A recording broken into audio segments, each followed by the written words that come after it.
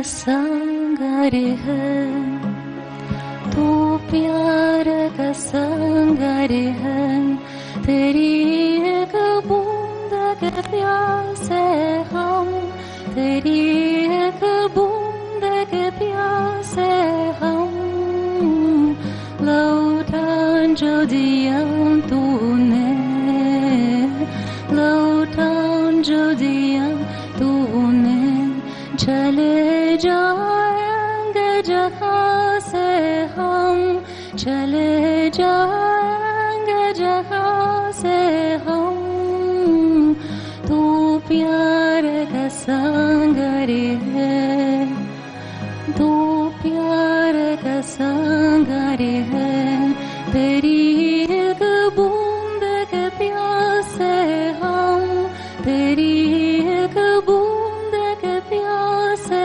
हम, तू प्यार का संगरे है।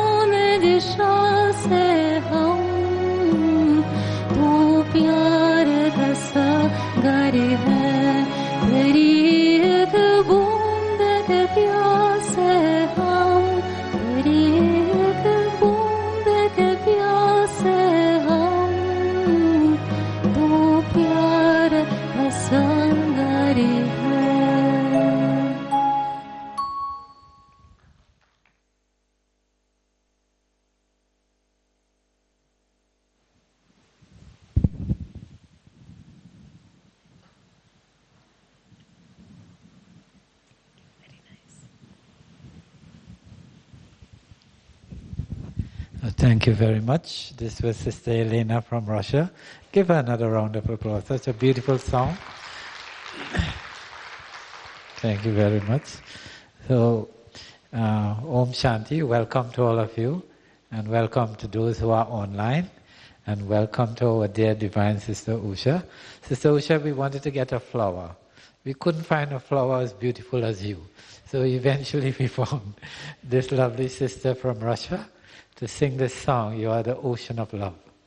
Of course, Sister Usha is the ocean of love. She is also the ocean of knowledge. But she has a special place in my heart because when I was a young BK, which was a long time ago, she was living in Pandav Bhavan. And so whenever we came to Pandav Bhavan, she gave us a lot of care and a lot of training.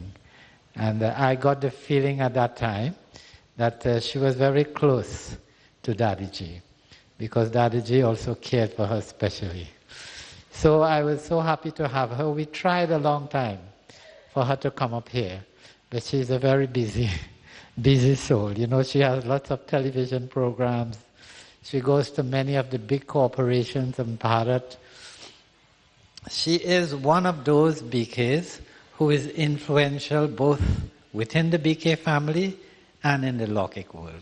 So she's in high demand. So thank you so much for coming, giving us this time today.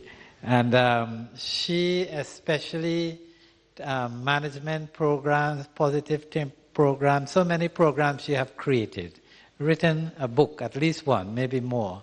And then she shifted to the research of the Gita and the Ramayana. And so she has become an expert in that.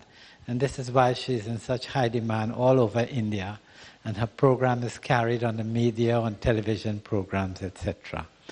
But for us, and for me, she's our dear divine Sister Usha, who has been in Gyan since 1980, or maybe before, since 1974. And when did you come to Madhuban to stay? In 80. She came in 1980 to stay.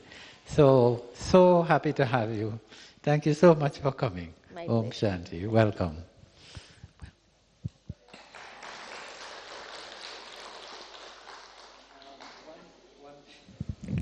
One more announcement. Those who are जो Hindi translation चाहिए, जिनको Hindi translation चाहिए, आप हाथ उठाइए. One. Okay, so they should go to the English. You put on the headphone in the English area, and you will get the translation through the English headphones. Om Shanti.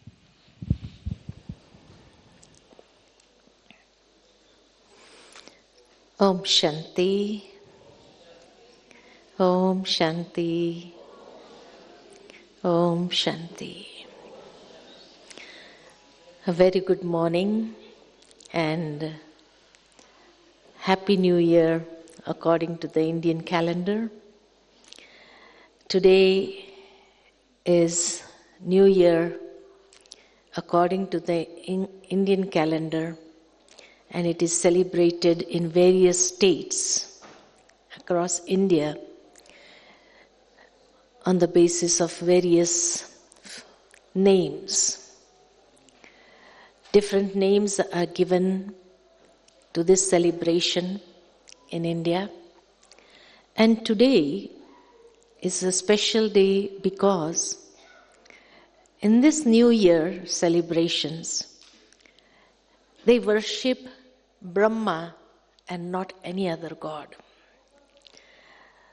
Very much connected that because Brahma Baba becomes an instrument to create a new world order, so the festival is also dedicated to him, that the new year means the new era begins with the worshipping of Brahma Baba. So this is the only festival where Brahma Baba is worshipped in the path of bhakti also.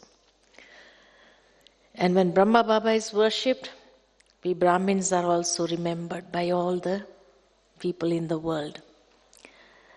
Coming to the subject today, which is a very beautiful subject, thought over by Vijay Bhai and his team, Jasuben and all, upon the revelations of Gita across the various cultures. And Gita is special because according to the Supreme Court of India recently it is announced that Gita is not a holy book for Hindus only. It is a book that is for the universe altogether. And all the people in the universe are free to refer to this holy book.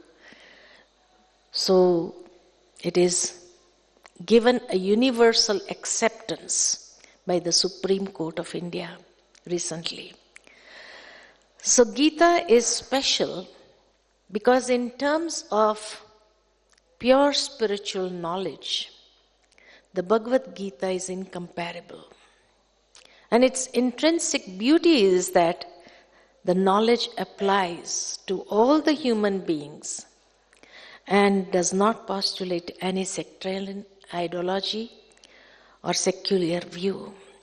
It is approachable from the sanctified realms of all religions and is glorified as the epitome of spiritual teachings by the Supreme. Because if we see that it is not one Arjuna who was confused, Gita is a revelation that takes us from the state of confusion to the state of clarity. And this clarity only comes when there is spiritual wisdom. In today's world, we find people are having all the information. They are in the ocean of information. In fact, we have so much information, more than our ancestors had during their entire life. But there is a drought of wisdom. No wisdom. We can reach to the moon, but we cannot just cross the street and look into anyone's, what they are going through, what they are suffering from. This wisdom is not there. So in everyone's life, in the present time, we see that there is a time of ultimate challenge when life becomes unfair and every resource is over. Faith is shaken. Values are dried up. Patience, compassion, persistence is just pushed to the limits. And some people overcome the challenge of life and lead their lives in a worthwhile way, while others destroy themselves in these conflicts of life. So much confusion there is in human life. So Arjuna is just a symbol of a common man today. It is not something that was 5,000 years ago that is seen as a book of wisdom. But in today's age, everything is practically happening. So Arjuna is the symbol of a human being, a common man, who is so confused, so nervous, so stressed, in anxiety, that although he had all the skills and all the talents and the strength, but he laid down his competence and started saying to God, I'm sorry, I cannot fight this battle. Well, it is not the battle in a Kurukshetra field, in a piece of land in India, but it is a battle that each one is going through in his own life. It is a battle of oneself inside. And when everyone is going through this battle, there are times when we get so frustrated that although we have all the skills and talents and everything in us, all the strength, but we start giving up in our life. And we lay down everything. We talk to ourselves, maybe a conversation with God. How long should I continue with this fight? I cannot take any more. I cannot take any pressures now. And this is how we start losing the faith in our own self. We start losing the confidence that we have in ourselves. And we'll end up somewhere in depression. So this word kuru means to do, practically coming into action. Something that has to be done. And Pandav and Kaurav, these are shown to be one family, Kuru family. Pandavas means those who have a loveful intellect with God, those who perform pure actions. And Kaurav means those whose intellect is not willing to connect with God, those who perform impure, unrighteous, irreligious, sinful actions. So they are shown to be of one family, but both separate. And in this picture it is shown, this is a scene of Mahabharata, that both of them go to Krishna for help. And it was said that whoever he would see first would get the chance of getting the help. Both reaches at the same time, Duryodhana from the Kaurav side and Arjuna from the Pandav side. And it is said that Krishna was sleeping, so they did not wish to wake him up, so they had to sit. So Duryodhana sits by the head side, thinking that whenever he would open his eyes, he would see me first. It's a scene where we have to learn something. It's a very deep meaning in it. And Arjuna stands near the feet. And naturally, when a person is sleeping and he opens his eyes, he would see the one who's standing there at the feet. So as soon as he sees Arjuna, he says, "Oh Arjuna, when did you come?" So Duryodhana starts fighting. "I came here first, and I need to get the chance first." Bullying Arjuna. The state of the whole world today is shown in this small scene. That how there are people who are on the path of irreligiousness or unrighteousness. They always try to bully others. They try to bully those who are humble, on a righteous path, who do pure positive actions, who are connected with God. So Arjuna said, "Okay, you take the chance, no problem." And the first chance was given to Duryodhana, who was the wicked soul. So God says, "Okay, I have two options. One is my entire army, which is of about 100,000 people, and on the other side is myself alone. Wherever I am, I would not fight. I would not pick up the bow and arrow or pick up any weapons to fight. I will be just a person who would be riding the chariot. I'll be the charioteer. So what would you prefer? Would you prefer my army or would you prefer me?"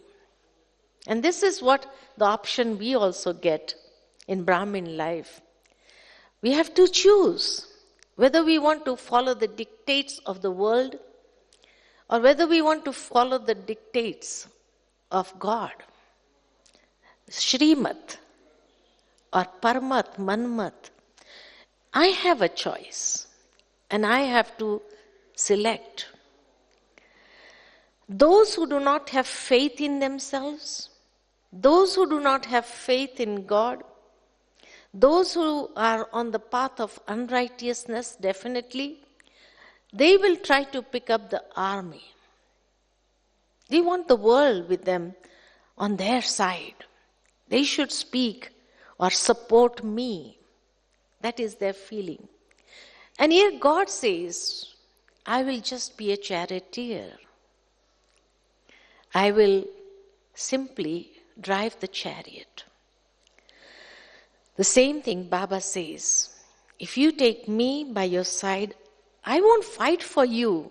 I won't fight for your karmic accounts. You will have to settle that by yourself. I can give you the directions. I can give you the Srimad. And the Srimad that is given ultimately makes us victorious. So following God's Srimad ultimately makes us victorious. So this is the first choice that we have to make in our lives, whether I want the worldly support or whether I want the godly support. And godly support means ultimately reaching victory. Victory is ours. So a small scene that is shown in Mahabharata, but has a very deep connection with our Brahmin life today and what Baba tells us in the Murli regularly. The two types of personality, Pandavas and the Kauravas. The Pandavas are shown 5 and Kauravas are shown 100. Percentage is always on 100. So it is like 5% in the world are those who have spiritual emotions. The rest of the world are following all in a trap which they have created by their own self. The 5 Pandavas are, the first is Yudhishthir. It is said that the one with a stable intellect, sthir means stable, amidst war, amidst the battle of life, those who are able to maintain stability, inner stability, they are termed as Yudhishthir. The second one is Bhim, who have a very strong willpower, soul power. Third is Arjuna, one who is always ready to learn and grasp, move forward on the basis of understanding. The fourth is Nakul, who lives by principles of life. And the fifth one is Sahadev, who is cooperative and has divine insight and divine intellect. So these are the 5 Pandavas. And Baba tells us to inculcate all these specialities in this life. They are the ones who are connected to God. And on the other side, the Kauravas are the ones who are irreligious, unrighteous. Dhritarashtra means one who is blind in his ego, blind in his power, blind in his physical actions. And Gandhari, his wife, who also blindfolded herself. And the rest of the names of the 100 Kauravas begin with the word du. And du literally means to give sorrow, to give, or the ones who are full of wickedness. So that is why the 100 Kauravas names are beginning with du, which tells us that the wickedness or to give sorrow, whenever Baba says, if you give sorrow to anyone, you'll have to die in sorrow. So this is the karmic. So those 100 Kauravas which we see in the world today. Everybody is trying to be wicked, try to giving sorrow to one another, and this has happened. So they are maximum and Pandavas are few. So in today's world, which is absolutely at the edge of the times of another great transformation, and it is again the same state as shown in the Kurukshetra. At such times of conflict and confusion, where human beings' intellect have become completely bankrupt and downtrodden due to false action, the entire humanity is in the need of the knowledge of Gita. And this is such a war field for which God Himself is beckoning on us. One needs to become an instrument to spread this spiritual awareness and become a warrior in order to fulfill the divine will. So this is why we become the selected children of God, who beckons on us and to spread this spiritual awareness. So Gita is complete book of wisdom of spiritual awareness. And it is shown that the Gita was born in a situation of conflict. Today, in this world of conflict, Baba descends on this world and gives us this knowledge. Both the armies are drawn upon. The fight of missiles is about to begin. It has already begun. The conch shells have sounded. The clamor of war is tatalmas, and the hearts of the participants are torn by conflict. It is then that the Gita teachings comes. So Gita is a scripture given at the time of conflicts, when everybody's mind is full of conflict. So the complete present situation is shown 5,000 years ago, just as it is said, Nostradamus, 500 years ago, saw the present situation. And he wrote everything in form of a poetry, but used a very rich language that hardly people are able to understand. When events happen, then they say, yes, Nostradamus said this before, but we were not able to understand. But the sages and rishis of Bharat had such a divine insight that 5,000 years ago they were able to see the present condition.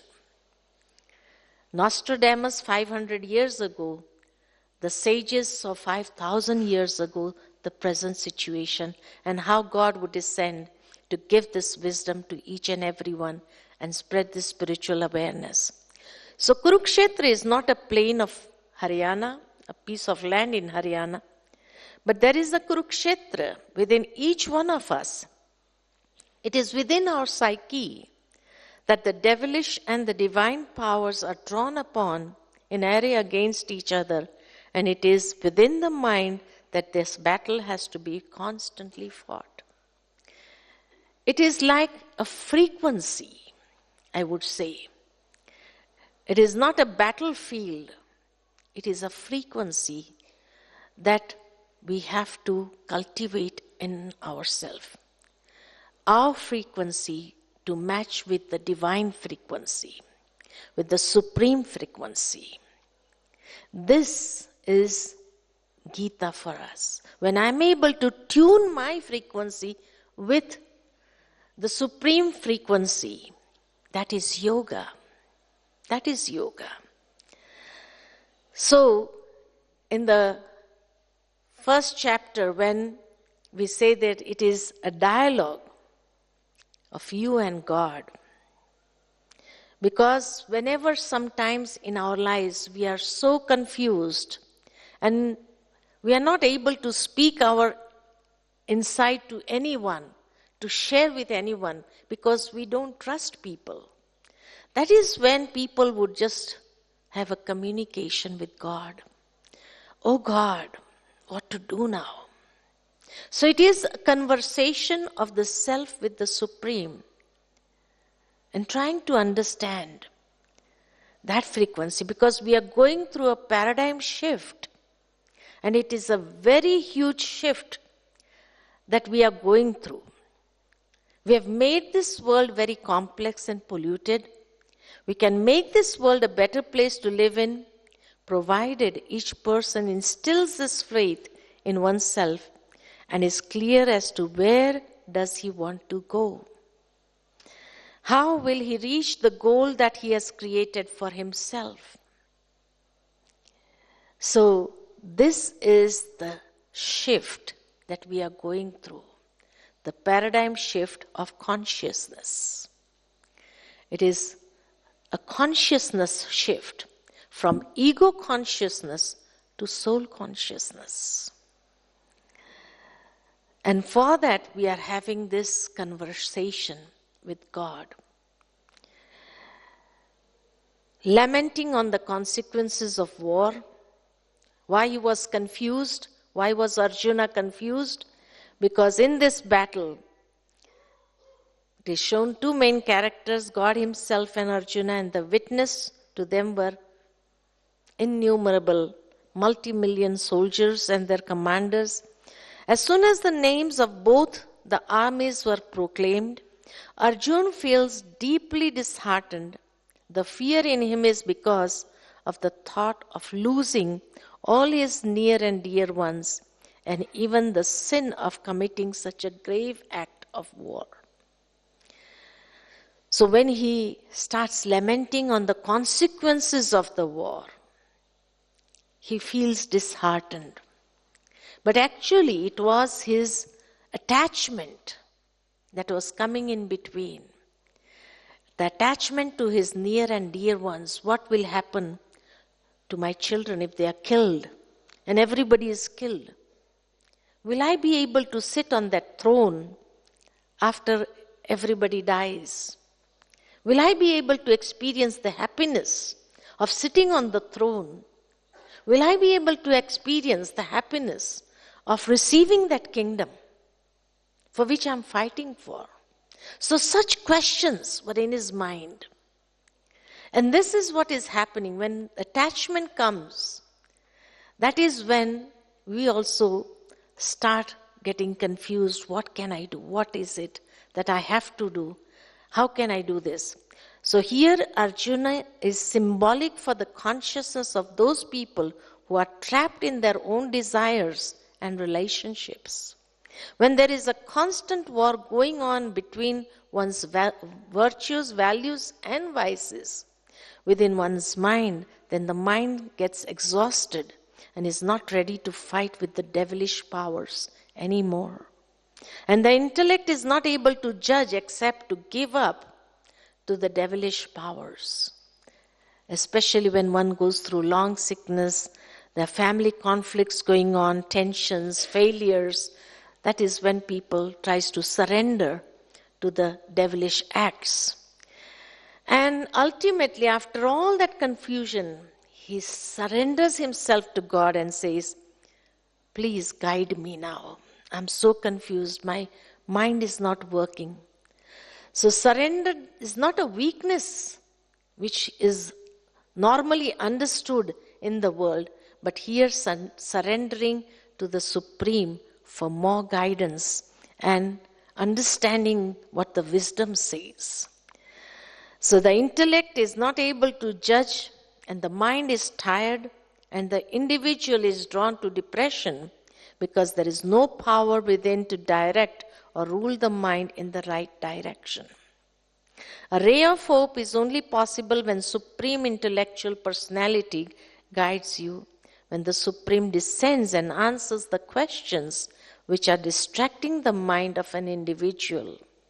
And the truth is that you are a soul. So the first revelation of today through the Gita across the various cultures is understanding that we are not the one which we have labeled ourselves with, but we are the souls. And this body is just the Kurukshetra, a field of action where I perform my actions according to the understanding or according to the things. And in the second chapter only, the laws and commandments of the war are explained. by God. And he says it depends on the capacity of each Bharatvasi to tolerate happiness, sorrow, cold, heat, praise and defamation. Now when he says that the first law is to tolerate, how can a person fight if he has to tolerate? Either he has to tolerate or either he has to fight. But this is such a war where he has to be victorious on his own emotions, which is going through the various ups and downs of life. That is where we sometimes need to tolerate and overcome on the basis or become victorious on the basis of tolerance. And this is what Baba also tells us. And beautifully he has said that the vices and the awareness and the attitude makes one victorious in such a way as water would take its form when placed in a mold. Water does not have its own shape. Water does not have its own shape. Whichever mold we put in, if we put it in a glass, it takes the form of a glass. If we put it in a pot, it takes the form of a pot. If we put it in a clay pot, it will take the form of a clay pot. Whichever the mold is, whether it is straight or vast. Similarly, our consciousness does not have its own shape. Beautifully explained. Our consciousness does not have its own shape. The attitude and the awareness, whichever mold we put it, if we put it in a positive mold, it will take the shape of positive. If we put it in a negative mold, the attitudes, the awareness, the consciousness starts becoming negative, reactive. Each and every moment we start reacting. But if it is a positive mold, you become more proactive. Your attitudes are positive. Your awareness is positive. So the consciousness does not have its own shape. It all depends on what type of mold we put it in. And this is what Baba does. He puts us all in the mold of spiritual wisdom, positive wisdom. And when we are in that mold, everything starts changing. We start looking at ourselves in a different way, from body to soul. So this shift takes place. And then he explains, this is a conflict between the field and the field man. The Kurukshetra, the field, and the field man, the soul, in which the devilish traits have to be completely demolished and allow the consciousness to be stabilized in God. A stable person, a stable soul cannot be possessed by his senses and vices as he sees himself to be equal in happiness and sorrow. When there is inner stability, we cannot be possessed by the senses and the vices. And we become worthy to attain the element of nectar. We become worthy to attain the element of nectar, the wisdom. So the soul never dies. It is eternal, entity, ever existing. The soul cannot be killed, the body is killed. The 5 elements of nature cannot harm the soul in any way. Beautifully then said, the glow of the soul increases with the values, virtues, and dims with the vices. It all depends on the aura. Each and every person who has an aura, the more we are soul conscious with values, the 7 values of the soul, then the glow starts increasing. But when a person becomes vicious, the negative mold that he has taken for himself, then the aura starts diminishing. Otherwise, the soul is powerful when not entangled with the worldly bondages and weakens when entangled with the worldly bondages. Beautifully, this is how the aura is explained. The science of aura is explained in Gita. And then he talks about the Swadharma, that according to the original religion of thyself, Swadharma, You are not worthy to fear. So when I'm the embodiment of the 7 qualities, the 7 values of the soul, Swadharma, then we are not worthy to fear, as there is no other more beneficial path to fight, being the embodiment of thy religion, the eternal transcendental nature. Religion here is not something explained at the physical level, but at the transcendental stage. But if you do not fight this battle, then you will commit sin by losing your original religion and the fame. So you lose the transcendental nature when we become body conscious. And that is when we lose the battle of life. But if we are stabilized in the soul consciousness, that means the transcendental nature of the original soul, then we will win every battle. We win every battle in life. Nobody can ever lose any battle. And this is how we can always be victorious. The second revelation, the first revelation is on Swadharma. The second revelation is on karma. When we do the karma on the basis of the transcendental nature of the self, of the soul, then each karma will be a righteous action, which will liberate us from the bondages. The seed will be so powerful, nobody can destroy that seed. And we'll be able to overcome any fear in life. But each and every action has to be performed with a faithful intellect. No doubts. No doubts of what will happen or what will people say or what will others comment me or this or that. Because when stabilized in that original Swadharma and the actions performed, it will be powerful actions, righteous action. Where we perform the action, we don't have to think or worry about the fruit. And with renunciation of all fascinations and influence of company, being indifferent to success and failure, stabilizing in yoga and performing altruistic action, this feeling of equality is said to be yoga. So the third revelation is yoga, which is applicable throughout all cultures.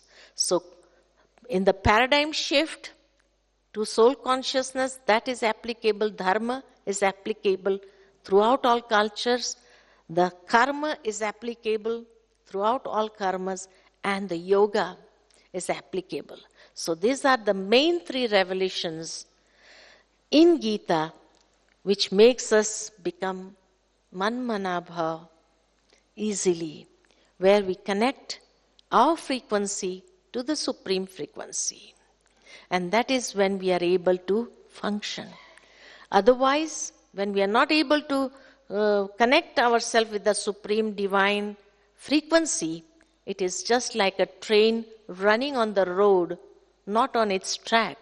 And when it runs on the road, friction is created, and ultimately there is going to be a breakdown. This is what happens in relationships. This is what happens everywhere. So these are the 3 main revelations that I had thought upon, which to talk to you all. Thank you very much. Thank you so much.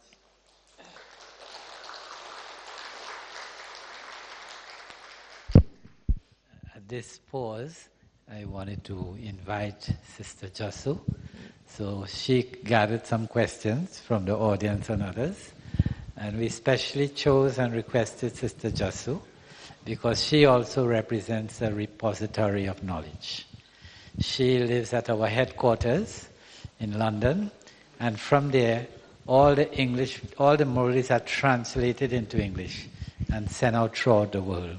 So everyone who have received a copy of the English Murali, it came because of the instrumentation of Sister Jasu. So thank you, Sister Jasu. Om Shanti.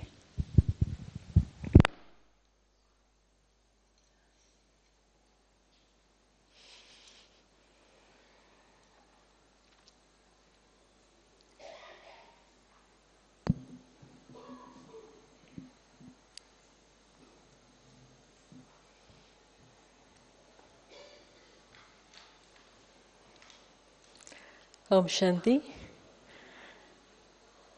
It was lovely listening to Usha Ben on a wonderful topic.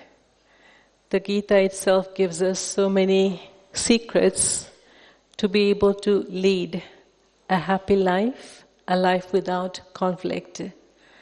This is what Arjuna was wanting to do, but faced with the dilemma of having to battle with his family.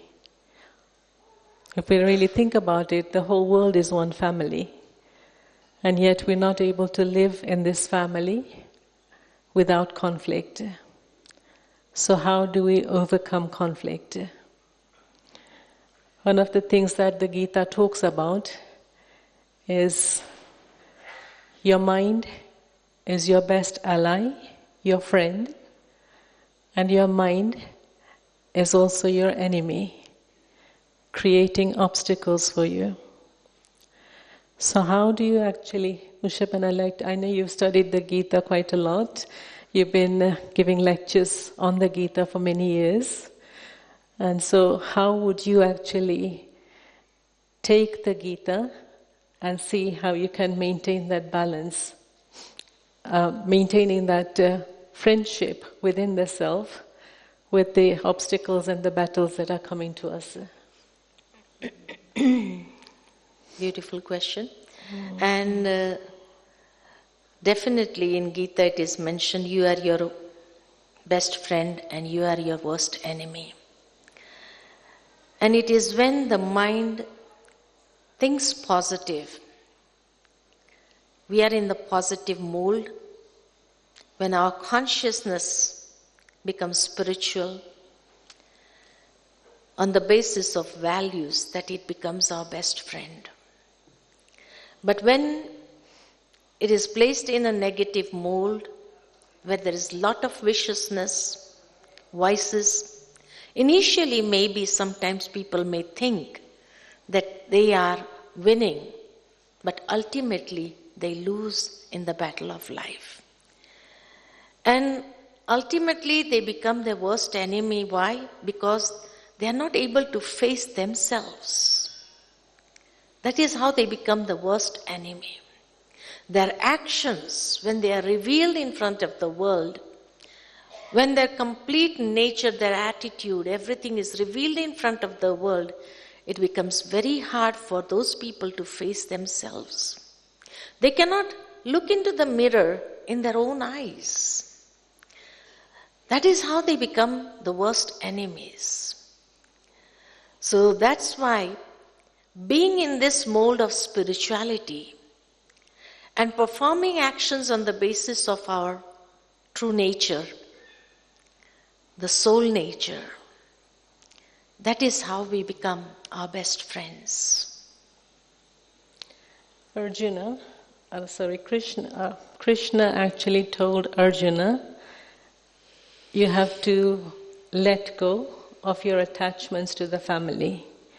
Having to deal with all the family, he has so much love for the family, and yet he is being told that he has to kill the family.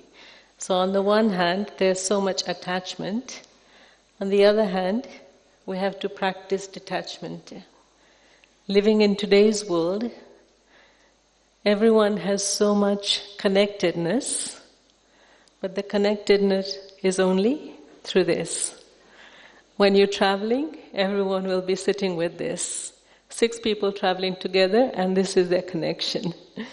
So, being in this world, on the one hand you feel you're very connected, on the other hand there's a feeling of loneliness. So how do you balance between attachment and detachment and loneliness, and not being kind of separated from the society, being united with everyone? Definitely, rightly said, that we are connected with the gadgets, the modern gadgets that we all use. And far and wide, people are connected with one another. But when we say detachment, means getting connected to your own self. We are not connected with our own self. We are connected with these digital things, but we are hardly connected with our inner being, our true nature, the transcendental nature. We hardly communicate with our own self. That is why the loneliness is there. Because although being connected with the world outside, nobody is there to support you when you really need them in physical. They may be telling us, okay, we are there with you, we are there with you. But present, being with us, nobody is there. And we are not even connected with our own self. So that is why the loneliness is there, which leads to depression. But detachment means avoiding, or I would say rather that in Indian culture we have this fasting system. Fast once in a week or twice in a week. It is good if we can fast with this digital gadgets once in a week or twice in a week maybe. Stay away from it and connect with the self, our true self, our original self. That is how we are able to bring that sovereignty in our life. And when we are able to bring that sovereignty, being connected with the soul and using the physical organs in a detached way, that is what detachment means. Detachment does not mean cutting away from anybody, being in the world like a lotus flower, being with them, but let not their influence be on my mind. But I am so deeply connected with myself and the Supreme that my influence is on them. And I know how to have self-sovereignty in my life. So then there is no loneliness, no depression. Because I am connected somewhere. I'm connected with myself, I'm connected with Baba. So this does not make me feel lonely, but at the same time, I do not allow that influence to register on my mind and let my actions and my life be guided by those influences. But when the supreme influence is there, then I allow that influence to spread in the world. So, detachment at the same time, being in the world with everyone. And then there is no loneliness. So when you mentioned about detachment and going inside, connecting with the self, but where we started with the battle that is going on in the mind of Arjuna. And we see that this is the state of every human soul, that there's a constant battle in the self. So how do you take that first step of going beyond the battling stage, and then you're able to come to this stage, like you described the 5 Pandavas also, so to come to the stage of stability in this form of battle. So overcoming the battle and coming to that stability. And so then that connection can take place. So until that connection takes place, what do I need to do inside, within my mind? What happens? The battle is only when we are in the negative mold. But when we shift ourselves into the spiritual mold, then we start understanding the truth. The battle is because there is falsehood. The battle is with the falsehood, not with the truth. There is no battle with truth. Where truth is, everything is as it is. So there is no battle, no confusion. We can see everything as it is. But the battle is only when there is falsehood, when I'm not able to see things as they are. Then I have to battle, then I come into that stage of confusion. But when I'm able to see everything as it is, in the daylight, as I see everything as it is, then there is no battle. There is stability inside. And then, being in that spiritual mode, then I understand how to direct my life. So the battle stops and the direction starts. Sometimes it's actually being able to empower the intellect so that the intellect is then able to discern and able to see everything and discern the reality from the falsehood. So again, to empower the intellect to such a state, that also again requires a lot of yoga, a lot of connection. Only then can you say that you're able to actually differentiate between the two. Firstly, I have to empower my mind and intellect with the wisdom. And this is what Baba comes and does. He empowers us through the wisdom. Knowledge helps to empower myself. So then there is gradually the stableness that starts coming. We start becoming mature. And when the spiritual maturity is there, no battle is there. Understanding deepens, understanding rises. So we are able to understand the feelings, the sentiments and everything of other people. So then there is no battle.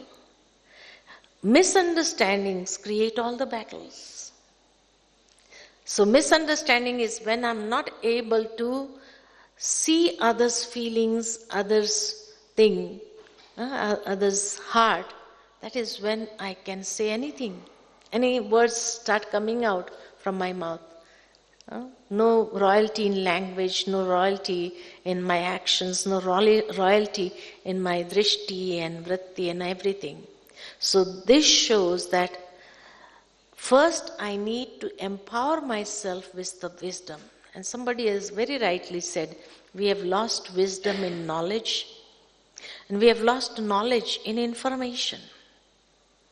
And today, one step ahead, artificial intelligence, which is completely artificial, no reality. So when we move to that stage, definitely we are moving away from our own self to so far away that always there is going to be battle. So coming back to that self, and especially coming back to that original wisdom is going to help me to empower myself. Then only I'll be able to connect myself with God. Until then I cannot connect myself to God as well.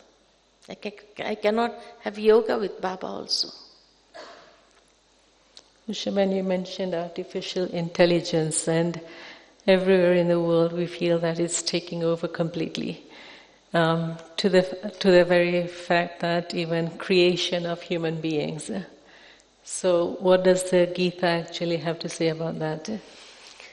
Yeah, when robots are there, they do everything, they speak everything, they help in every way. But as it is said, it has no soul. It has no feelings. It has no, no heart. No mind, no heart. So, how does it going to help us? It won't help us in any way. Ultimately, it is going to be a medium for destruction only. No heart, no brain, no head and no heart. So how can that help us in any way? It cannot help us. Sure.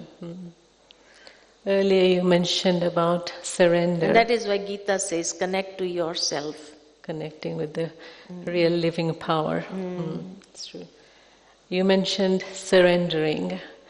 And yes, it's a beautiful word, but then to be able to surrender. And I feel that today everyone has surrendered to the negative energy. And here we're asking people of the self, to surrender to the divine. Arjuna was asked to surrender. He was afraid to surrender because he thought that it would be a weakness to surrender. And realizing that surrendering will actually bring you victory. If you could explain a bit more about that, the real surrender, please. We do not have to surrender our values. We do not have to surrender our strengths and give up to negativities or weaknesses. No. When we say surrendering, here surrender has a very high meaning, where I allow my consciousness to be guided by the Supreme Srimad. That is surrender. So that I can ultimately arise, ascend, and empower myself with the supreme powers. So here it is, in the world people say surrender means surrendering to the weaknesses, surrendering to the person who is full of viciousness.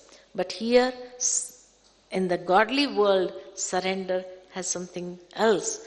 Ascend, rise, and surrender to the divine, to Baba, and allowing his strength and his power to take over and guide me towards, what we say, awakening or elevation, guiding me there. Just as if I sit out in the sun, I won't say to the sun, "Oh sun, give me your heat, give me your warmth." But sitting out there, allowing those rays to just penetrate, means I can feel my body getting warmth. I don't have to say anything. I just get connected. Going out into the mountains or by the Nakki Lake, you won't say to the Nakki Lake, "Oh, give me your cool breeze." You stand out there, just breathe. And you allow that coolness to fill your each and every organs. Similarly, surrender does not mean I say to Baba, "Okay, I surrender to you now." No. We just connect ourselves, get connected with him, and allow that power, allow those rays to just penetrate in my soul, allow it to empower me. And this is how we can win each and every battle of life. It does not mean that we have to surrender means then I don't have to use my mind and intellect, I'm surrendered. No. When I surrender myself to the divine, I allow his Shrimad to empower me, and I move on the basis, I'm the person who has this choice to move my life on the basis of whatever dictates I want. So when I choose Shrimad and I move on the basis of it, I can feel the freedom, I can feel the victory in every step. But surrendering to weak thoughts or the dictates of others will only make me fall and ultimately make me lose in everything in my life. And this is what has happened in the world. So allowing that supreme Shrimad to take over and empower me. I don't have to say for it, "Oh, I'm surrendering to you." No. I just get connected, and connection means allowing those rays, those powers, those to empower me. That is why Baba says that let every treasure empower you. You should be empowered with Baba's every treasure. And when you get empowered with those treasures and we start using them, we become victorious on everything. That leads ultimately to self-sovereignty.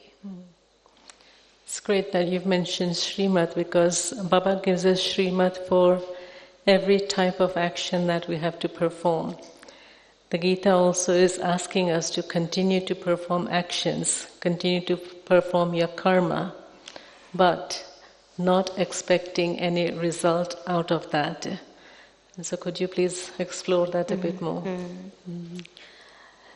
Karma based on the 7 qualities of the soul. When the karma is based on the 7 qualities, they are righteous karma, elevated karma, which will never tie us in any bondage. If I do anything on the basis of purity, any action based on purity, which is the original transcendental nature of the soul. So when I do with pure intentions, pure thoughts, pure feelings, how can it bring me into a bondage, a state of bondage? I'll be free from the bondage also. That's why Baba many a times tells us in the Murli, if you have any karmic account with anyone, any other soul, the best way to become free is give good wishes, good feelings, blessings. When I do that, it makes me settle my karmic accounts very easily. But if seeing those karmic accounts, I'm going to generate negative thoughts. Oh, I have to go through all this. Why should I? What karmic accounts I have? I'm increasing my karmic accounts. So the best method that is explained by Baba and Gita is that whenever you see you have a karmic account, the best way to settle them very easily is start generating good wishes, good feelings for that soul, give blessings to that soul, and then you empower those souls with those powerful thoughts, and your karmic accounts will be very fast settled. Thank you. Often we come across so many situations in life and we feel it's such a big test paper that's come to me.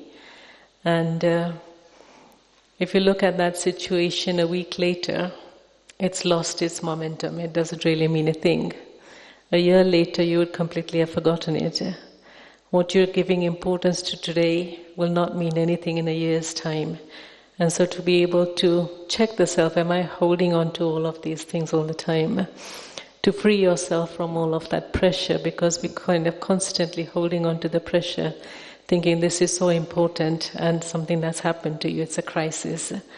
But here we're told to just let go of it. If you let go of it instantly, then you're able to become free and light. One last question from me to you before I open to the audience. What have you personally taken from the Gita and put into your life practically, because you've studied it in such depth? So what has helped you so much? Practically from Gita, after reading Gita, I did not read one Gita. I read about 20 different types of Gitas written by different authors. And nowhere it is in comparison to Baba's knowledge. Whatever they have explained have explained at a very gross level,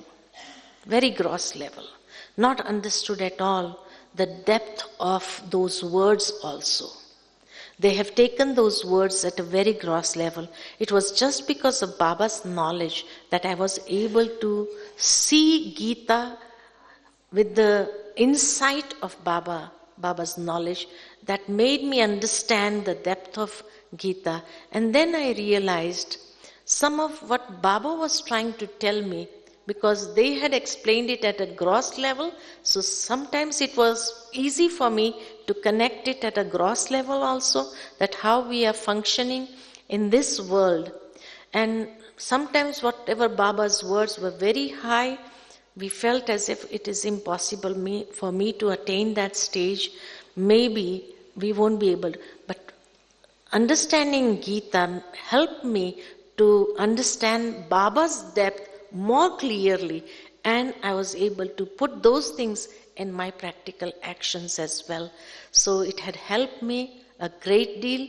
That one thing which Jasuben mentioned was, like, we are holding on to the past, and then after 1 year we see that it not have any value of holding on to it.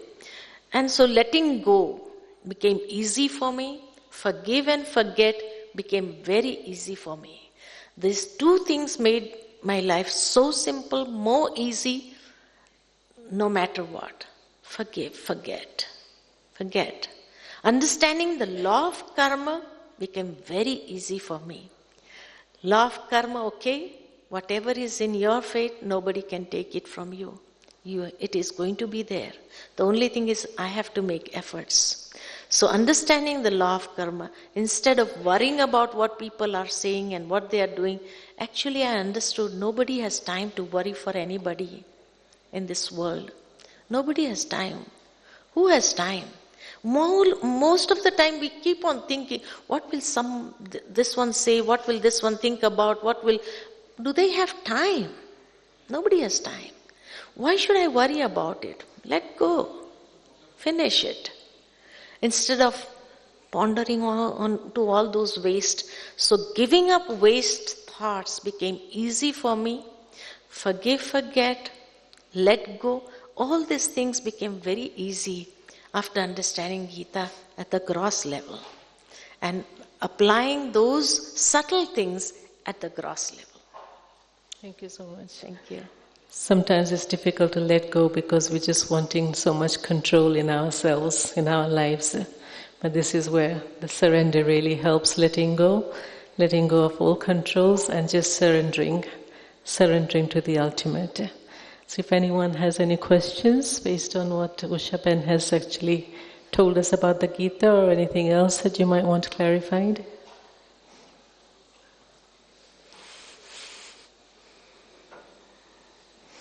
Here, one brother.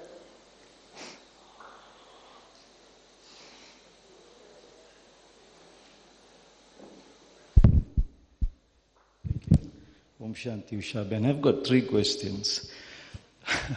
First one, based on whatever you have said, why are there 5 Pandavas, not 6, not 10? And do they signify something specific to Baba's knowledge? First question. Second, why is Gita spoken to Arjuna specifically and not Yudhishthira, Nagulan or Satrukhan? Is there something specific there? And number 3, what is the significance of Draupadi having 5 husbands? But officially I think he's married to Arjuna. Am I right? Thank you.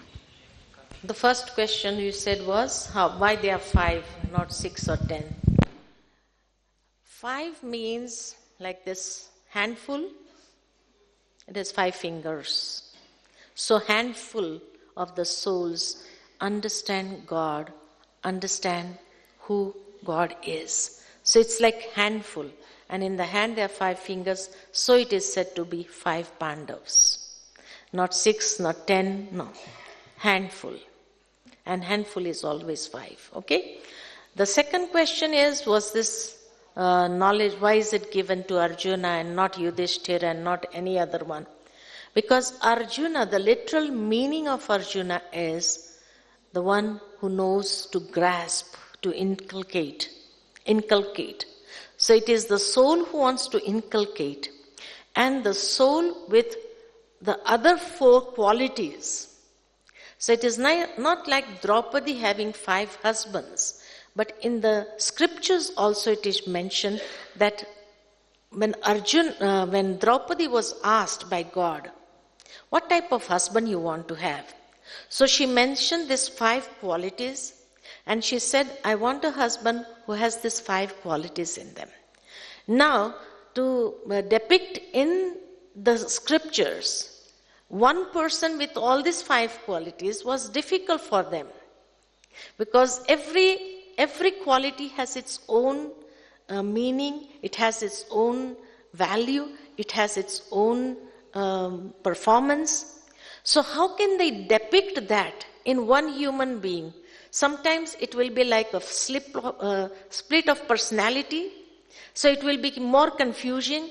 So that is why these 5 qualities is shown to be like 5 personalities. But actually she married to only one. One person with all these 5 qualities, the one who is able to grasp, is able to have developed a strong willpower on the basis of knowledge and maintain that inner stability, and is able to lead the life on the basis of principles, because to lead a life on principles, a person has to have lot of inner strength, willpower. And then he is able to cooperate with others. So these are not 5 personalities, but only one person with these 5 qualities in him. And that is mentioned in one of the stories of the scriptures also, that it is not 5 but one person. But because some people may not have a confusion in them, they are shown to be 5 persons. Any other questions? Have I missed out anything? No. Okay, thank you. Thank you, Shaben. Thank you, Jasuben. I'm Krishna from London. Probably this is a silly question and it's not going to help us in our efforts, but purely out of curiosity. So, and forgive me if I'm wrong, Jagdish Pai was of the opinion that there was a original version of Gita which had more chapters in it. And probably somewhere along the way, the Gita was adulterated or mixed or... Yes, definitely. So is that true? And yeah, it is true. Actually, it was not with many chapters. It was with less chapters, less shlokas. Not chapters, less shlokas. Original Gita is said to be of like about only 8 shlokas. Original. But then it was adulterated, many things went on. It is said that when Vedavyasa, he wrote the Gita, he wrote it in about 400 slokas. Some say 8 shlokas, some say 400 shlokas. But then he gave it to his 4 disciples. That is what is mentioned in Mahabharata, that he gave it to his 4 disciples and he said, you read this Mahabharata and whatever you feel like, if you want to do some corrections, you can do it. So he gave that permission, and those 4 disciples read that Mahabharata, which was originally of 10,000 shlokas only. But when each one added another 20,000, that today, that Mahabharata epic, it has become a big epic with about 1 lakh shlokas. So, you can just imagine, 400 shlokas to 1 lakh shlokas is how much? Just like a pinch of salt, as Baba says, that the Gita has only a pinch of salt in it. The real truth. Om Shanti. My name is Elder. I'm from Mozambique. 2 questions I have, but before that, thank you very much for the beautiful lecture. I personally haven't had the opportunity to read the Bhagavad Gita, but first question is that many times it's said that the Bhagavad Gita is the mother of all scriptures. I would like to understand that better. I was born with a Christian background. I've read the Bible, both the Old and New Testament, and I battle to understand why it is said that Bhagavad Gita is the mother of all scriptures. Yes. And the second question is, while answering one of the brothers, the number 5 came 2 times. 5 handful for the qualities and 5 Pandavas. I would like to understand is there a special meaning for the number 5 in the Bhagavad Gita? Thank you.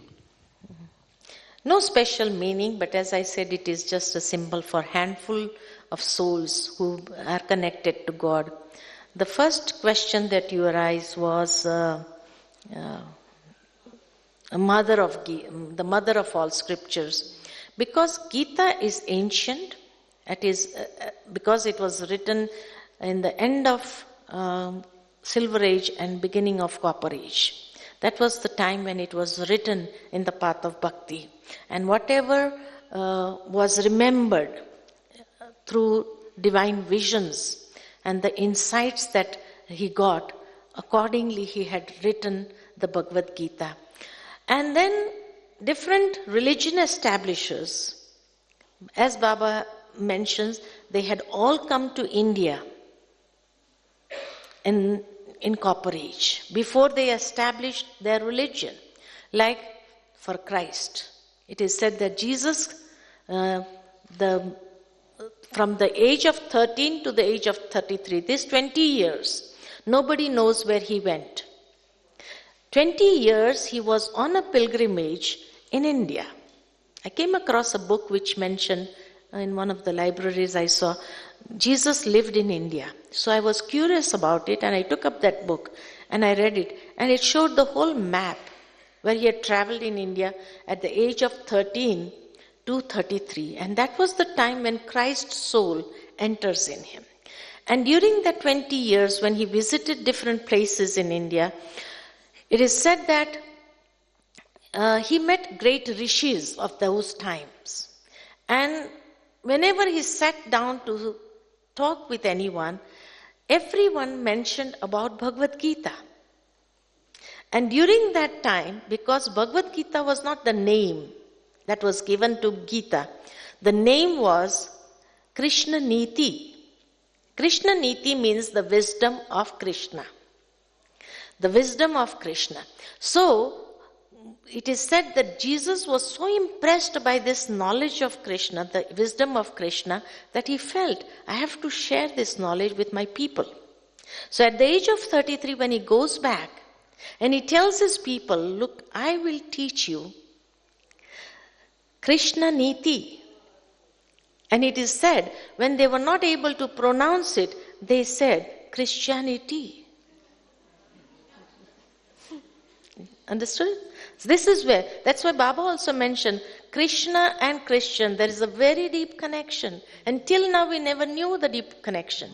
It was only after this and that is why in Bible, mostly everything is in Gita. Everything is from Gita only. Whatever has been mentioned in the New Testament, whether it is the Old Testament, everything talks about Bhagavad Gita. The wisdom of Bhagavad Gita only. So during that time, as I said, it was not Bhagavad Gita. The name was not Bhagavad Gita. It was Krishna Niti. And this is how Christianity came up. And that is why he was put on, he was crucified. Why? Because people thought, the people of those times, they thought that he is trying to convert us. There is a great conversion that is going to take place. And he is going to convert us into this Krishna Niti. That is why he was crucified. That was mentioned in it. And it was mentioned in one of the books that I was reading in India. And that is why after coming down from the cross, when he was taken away from the cross, the next day when his mother goes and he sees the other two were dead already, but Jesus was alive, so she called everyone and took him down from the cross. And then he was taken into the cave where his wounds were healed. And after getting healed, it is said that he told everyone, don't follow me, and I'm going back. And he came back to India. And after coming back, there are various opinions definitely, but after coming back to India, then he started meditating and he got engrossed so much into that spiritual knowledge, and his tomb was found in Srinagar. When he died, on the tomb, everything is written. You can go into the internet and search about it, and it is mentioned, and the tomb is also shown, which has everything mentioned, whose tomb it is, that the person who had holes in his hands and everything. So that was his, and he lived till the age of 93. Baba's age. He lived till that age and till 93. And after that, he died. So Gita is the scriptures of all religions also. Similarly, Islam. Islam also, it is said that when Abraham came to India, Abraham, the word comes from Brahma. Brahma. He came to India, and here he got that insight, and he goes back, and then that is why in Quran, the holy book of Quran gives us the insight what is in Gita only. In fact, some years back, I was in a town where they had organized a program in a big ground. And just opposite the ground there was a mosque. And the people in the mosque, they were listening to because these were on speakers, big speakers. So when I was talking about the Gita, they were listening to the knowledge of Gita, and the next day they come up to me and say, can we come and sit in this gathering? So I said, no problem. After that they came in, the Muslims, they came, and then I said, why would you like to sit here? They said, whatever you are saying, everything is mentioned in our holy text, Quran, but we didn't understand. Here we understood everything, the meaning of whatever is written. So, mother of all scriptures, Mahatma Buddha. Mahatma Buddha does not teach of any blind faith or worshipping or anything, but he talks of karma. And the karma is taken from Bhagavad Gita. Because the depths of karma philosophy is mentioned in Bhagavad Gita only. And he got that insight from Bhagavad Gita only. That is why in his holy text of Dharampad, he has mentioned about karma, do righteous action. So if we see all the religions, Jain religion talks about the principles which are mentioned, like be celibate, be pure, don't do anger, don't have greed. All these principles are taken from Gita. So it is the mother of all the religions. That is why I said the Supreme Court has declared Bhagavad Gita as a universal holy book, not only for Hindus. Right? Okay. So absolutely delightful. Such wonderful secrets. I think only Usha Didi could have